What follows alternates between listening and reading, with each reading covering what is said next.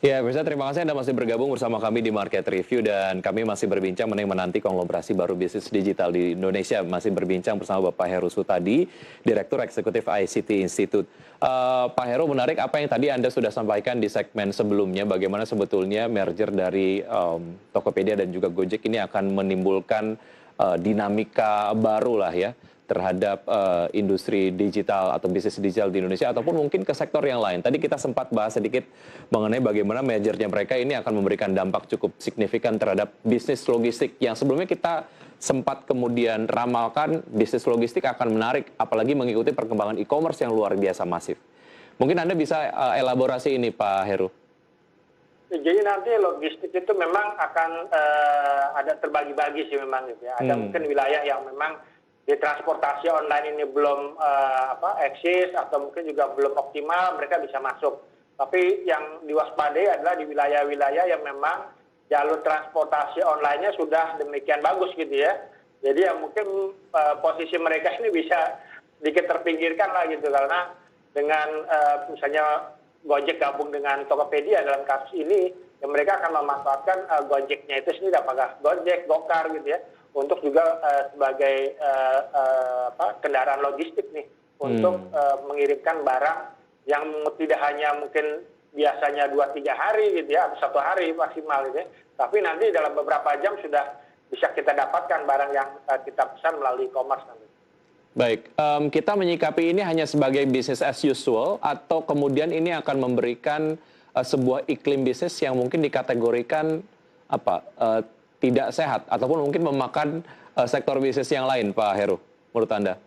Ya, ini akan memakan sektor bisnis yang selama ini ada tentunya gitu. Walaupun nanti memang ada segmentasi, ada kondisi geografis segala macam, tapi ada pasar-pasar yang selama ini ditangani oleh logistik yang sebelumnya akan segera diambil oleh proses dari konsolidasi yang terjadi tentunya.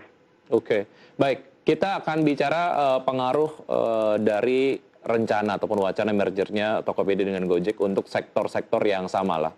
Katakanlah untuk operator penyedia jasa transportasi seperti kemudian Grab atau mungkin operator penyedia jasa transportasi lainnya ataupun e-commerce yang lainnya lah yang kemudian satu sektor bisnis dengan Tokopedia. Ketika mereka merger, Pak Heru, apa dampaknya bagi pemain-pemain bisnis di sektor yang sama dengan Gojek dan juga Tokopedia? Jadi kalau misalnya Gojek dengan Tokopedia ini merger, ini kan artinya bahwa kedua perusahaan sebelumnya ini akan saling mengisi gitu ya. Jadi tadi Gojek itu kan misalnya mereka sudah masuk ke makanan, tapi kan barang-barang belum nih. Misalnya barang hari-hari, sepatu, baju, jaket, segala macam.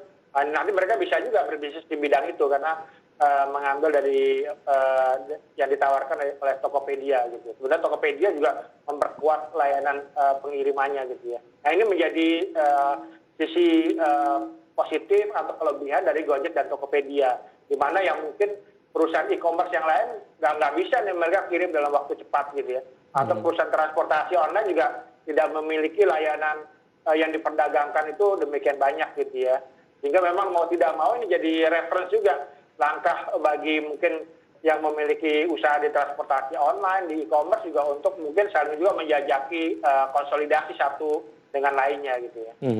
Baik, yang paling penting adalah apakah ini untuk konglomerat lama yang masuk ke bisnis digital atau mungkin startup-startup yang ada di Indonesia, yang paling penting adalah melakukan inovasi yang terus-menerus begitu, karena bagaimanapun ini merupakan sebuah bisnis yang sangat dinamis dan juga sangat cair dan persaingannya sangat ketat sekali. Pak Heru, terima kasih sudah bergabung bersama kami di Market Review. Terima kasih untuk analisa komprehensif Anda. Sampai jumpa, sehat selalu Pak Heru. Terima kasih, sampai jumpa. Baik, dan pemirsa tetap di Market Review, saja kami akan kembali dengan perbincangan mengenai wacana impor daging ayam dari Brazil yang katanya akan merugikan peternak lokal. Usaha jeda berikut ini.